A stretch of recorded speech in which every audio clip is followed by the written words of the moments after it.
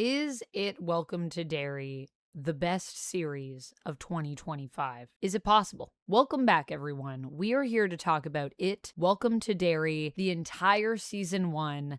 I have done reactions to each episode for this series, so if you also want to see my reactions to each episode, because this last one, even the finale, we've had some moments in those. You can check those out by being a member here on the channel. I do live reactions to them and then I record them after for you, the people here on YouTube, for my lovely members who are part of the Golden Fang Gang. And thank you to all of you. There are over 60 of you right now, and I just want to say thanks. But we are here to talk about not just my crazy reactions to this show. We are here to talk about my thoughts, my feels, and my analysis of how this series did. Before we get into this, I want to know, what are your thoughts on this series, and what are your thoughts on horror prequels in general? Do you think they can ever work? And if so, when? Now, I think with It Welcome to Derry, it's just been so long since this show was initially announced that we definitely lost a bit of the hype. Because I remember when this show came out, I was trying to do episodic reviews and they just didn't do well on my channel. Just no one was really clicking them here. No one was really interested. So thank you for clicking this video and watching this one, and I hope you find it interesting. And if you do, feel free to hype it or share it to someone so that they can find it, because this show, I think, deserves to be watched. My goodness. It's a bit of a slow burn. It kind of gets its hooks in to you, keeps you coming back, but it's not really it's not a fast burn. It is interesting in the way that it's structured, and I feel like it's a bit unique. It is what I would describe as cinematic. And when I say cinematic, what do I mean? I mean that It Welcome to Derry season 1 feels like one long giant movie that we cut up into parts. It really does have the pacing of a film. And that's not necessarily a bad thing, but I think it's just different for a lot of people. And I think the parts of it that I really like are the fact that, like a film, it has such a strong ending and beginning. Like everything that it sets up, and even in the middle, everything it's setting up has a tendency to come back around. So it feels like one nice, neat little package. Now, that being said, it's still putting down Easter eggs and seeds and things for future seasons, which I do hope it gets. At the time of this recording, I don't believe that it's been renewed for a season 2 yet. So I hope it gets renewed. I personally think there's a lot of great stuff here. And I loved the way that the pacing ended up feeling by the time we got to the end, because it just made me realize that everything that we have been doing has really been building towards this final act, this final moment. So you go on a journey, and sometimes I felt like I didn't really know where I was going, but I liked the unpredictability of it. So I kind of liked that. And when I finally figured out where I was going, I was already there. And then I was in the moment, and then I was with the characters, and then I felt all the momentum of everything that had been building up this season. So I really feel that this show, if you watched it and you fell off or anything like that, please go back, because the ending is so worth it. I think It Welcome to Derry is a product of great storytelling. It is something that is hype in the sense that when you watch, you start to understand the hype for the show. You start to see where the threads are leading you by the time you're there, and then everything makes sense and everything plugs in. I think the hard thing for me initially was, what really is this story about? Like, I know it's obviously going to be about Pennywise. It's going to be about it attacking Derry. And we know cyclically that this happens about every 28 years. So this is another time when that's happening. There's going to be massacres, there's going to be mayhem. But other than to showcase that, what is the point of the story that we're telling? And while it isn't inherently clear in the beginning, over time it becomes more and more clear as the themes start to reveal themselves, and we get to know this young group of friends who are just trying to survive and who are trying to overcome their fears together as a group and find their place in the world.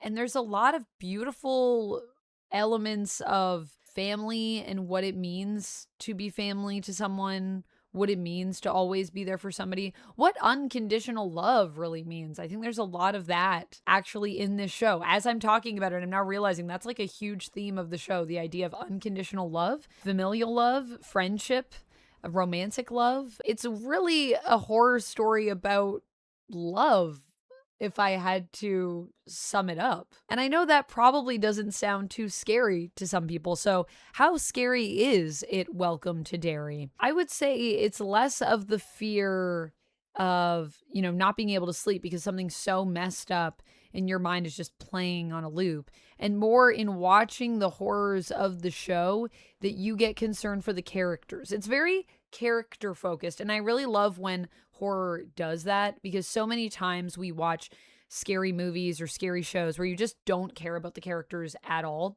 So even though they're in these awful situations and maybe like the gore looks great and the effects look great and all of that stuff, it doesn't mean anything if I don't care about the person who's being tormented. And in this series, I personally really did care about the people that were being tormented. The show made me care. So the horror really comes from the suspense of watching these characters that you've come to love over time be put in these situations and not knowing what's going to happen to them. In some cases, if you are familiar with it, you will know some of these characters as they are referenced in the original story and in the movies, which this is a sequel to the new movies that were made, or a sequel, a spin-off, a prequel. I guess it's a prequel. It's a prequel, not a sequel, but it's really more of a spin-off. And it's really not even that, because as we come to understand what this story is about, it is a story that kind of exists outside of time, which is crazy, which is why we're going back in time. So when you get to the end of the show, they basically explain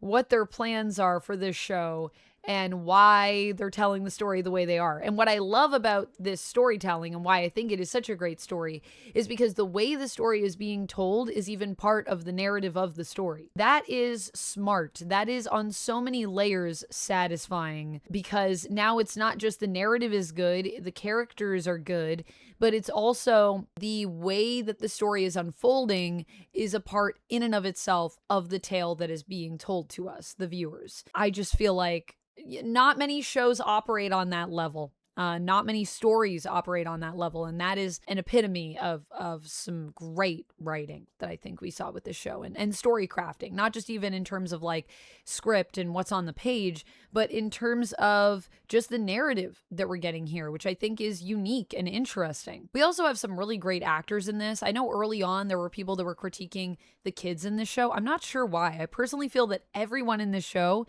has done amazing. So if you've been hearing any of that, I wouldn't pay it too much mind. Watch the show and make up your mind for yourself. I think there is some stuff that feels kind of old-fashioned, but it is a period piece, and it is set in 1962. So, gee willikers, we're going to be saying gee willikers. I think a lot of the ways the characters behave also makes a lot of sense. There's only a few times that I questioned characters' decisions.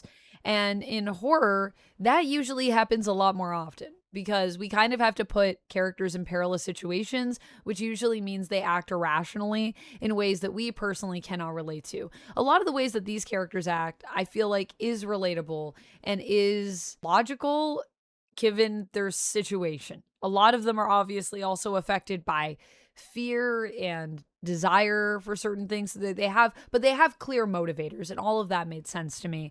So the motivations are clear, the acting is good, it's very emotional. There's a lot of emotional moments here. We're dealing with death and dismemberment and all sorts of horrible things that I can't even say on YouTube. At one point, there's a really intense fire that happens, and it is awful. And you really get to experience what it would be like to be in a burning building and live the terror of just that experience. Like, what I love as well about it is that oftentimes Pennywise is somehow not the worst character in this show. There are characters that are worse than Pennywise.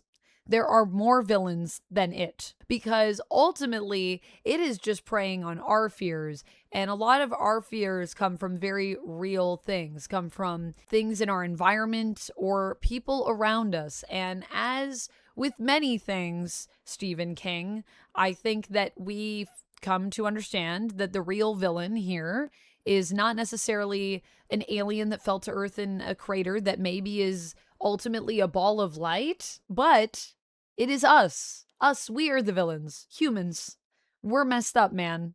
We are messed up. And so a lot of the terrible things that happen, while it might be goading some of those things into happening. It's ultimately the people that are pulling the triggers on a lot of these things. Man, is that topical.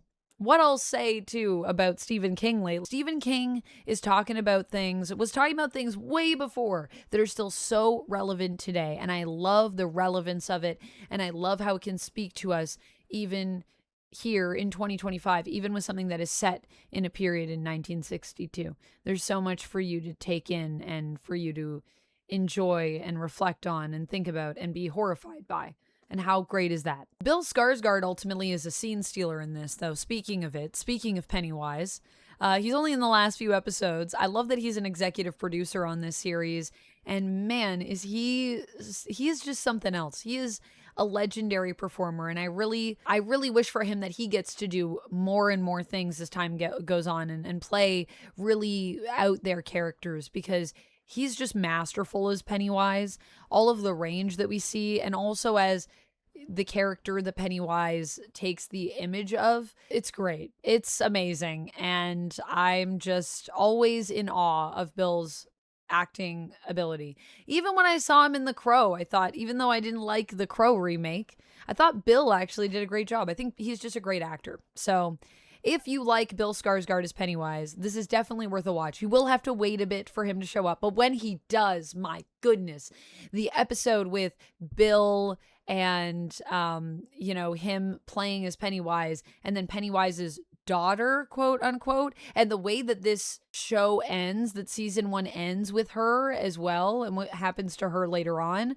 amazing. And I feel that actress was also so strong. So getting to see Madeline Stowe and Bill Skarsgård acting opposite one another as well is just, wow. You will not be able to look away. You're going to be riveted. And a lot of this show is that. And I think it's also because you never really know where the show is going to go. Like I said before, it's just very unpredictable. It takes you on a journey.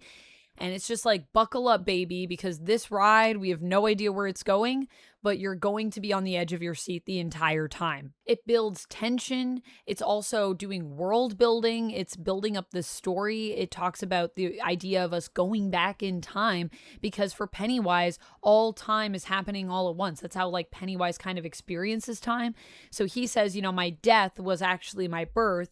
So he's trying to go back in time to terrorize people to affect some kind of change to get himself free. And he tells this to Marge, and Marge conveys this to other people. And then I started to realize, so wait a minute, we're going back in time because we're kind of with Pennywise, but we're not. While those events have already happened, for Pennywise, that's not how time works, which is insane. And I also love how sci-fi at times this show is. It's both a period piece, but it doesn't shy away from the fact that Pennywise is a very strange creature. He is unique. We don't really have anyone else like him in the horror world. It's quite the same. I also love the way that it sets things up, because it made me realize that when we get season 2 is going to feel like the part 1 to season 1, because we're always going to be going backwards. So you could also watch season 1 of Welcome to Derry and then watch the movies, and they kind of lead into each other. And I like that idea of prequels on prequels, going back as far as we need to tell the entire story. If they go the way that I thought that they were saying the plan was, then that would mean I think our next season would be in the 1930s. So there's going to be lots of cool connecting threads, and threads that also extend out to the Stephen King universe. Obviously, we had Dick Halloran here, who we know goes to The Shining, and there's so many threads to so many other Stephen King properties if you like that and if you are aware of that. Like I said, I'm not the most aware because I haven't read a ton of Stephen King, but this show makes me want to go and read more Stephen King. This and other things I've seen this year. I think my only criticism for this show is some of the effects. The effects in some areas were a bit dodgy. The fog effect in the finale was a little rough. But then we also have things like in the finale, we have the faces that Pennywise sheds. And I thought that looked amazing. So some things look really good. Like when Marge, her eye, that whole thing looked great, I thought. And then some stuff looks a little bit more rough. And it's a slow burn. But as long as you can stick with it, trust me, it is so worth it. Honestly, overall, I think I'd give this series a 5 out of 5. I really don't have a lot of problems with it. I think even the effects, they never takes me out of the show entirely or anything like that. So it's not enough for me to take off any points. However, that being said, man, there were a lot of good shows this year. It's going to be hard to rank this one because there was a lot of good shows this year. I just finished Andor season 2, so yeah. That's all I have for this one. Thank you so much for watching. I'll see you in the next one, and until then, friends, stay nerdy. Bye. And if you like when I talk about scary stuff, make sure you check this out because we do that here.